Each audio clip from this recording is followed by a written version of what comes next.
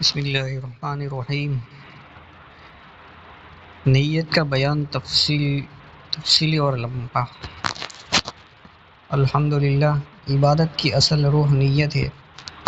رسول اللہ صلی اللہ علیہ وسلم نے فرمایا، انما الاعمال بالنیات، اعمال کا دار و مدار نیت پر ہے۔ یہ حدیث اس بات کو واضح کرتی ہے کہ انسان کے ہر عمل کی قدر و قیمت نیت پر ہے۔ اگر نیت صاف اور خالص اللہ کے لیے ہو تو چھوٹا عمل بھی بہت بڑا بن جاتا ہے، اور اگر نیت میں دکھاوا یا دنیا کا مقصد شامل ہو جائے تو بڑا سے بڑا عمل بھی اللہ کے نزدیک بیکار ہو جاتا ہے۔ نیت کی اہمیت۔ نیت اعمال کی جان ہے۔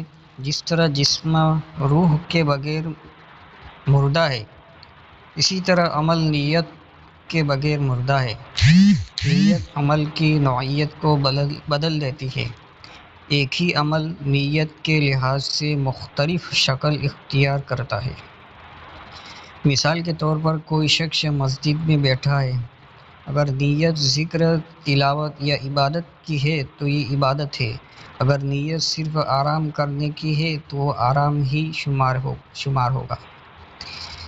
عبادت میں نیت۔ نماز، روزہ، زکوٰۃ، حج، ہر عبادت میں نیت بنیادی رکن ہے۔ نیت کے بغیر عبادت درست نہیں ہوتی۔ نماز میں جب تک بندہ دل میں یہ ارادہ نہ کرے کہ میں فلاں نماز اللہ کے لیے پڑھ رہا ہوں، اس کی نماز ادا نہیں ہوتی۔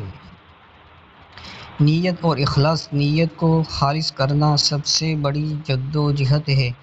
شیطان ہمیشہ نیت کو خراب کرتا ہے اور دل میں دکھاوا، تعریف کی خواہش یا دنیاوی فائدے کا خیال ڈالتا ہے۔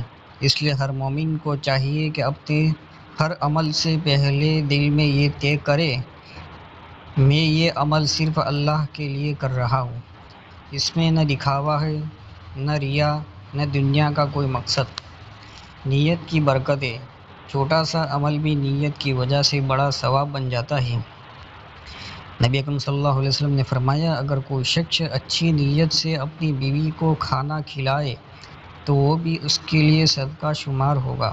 صرف اچھی نیت کرنے سے بھی ثواب ملتا ہے اگر عمل کرنے کا موقع نہ ملے۔ نیت کی اصلاح کا طریقہ۔ ہر عمل سے پہلے اپنے دل سے پوچھے کہ میں یہ کیوں کر رہا ہوں۔ اگر جواب یہ ہو کہ صرف اللہ کے لیے تو عمل کرو۔ اگر مقصد دنیا یا دکھاوا ہو تو نیت کو درست کرو۔ روزانہ اپنی نیت کی تجدید کرتے رہو۔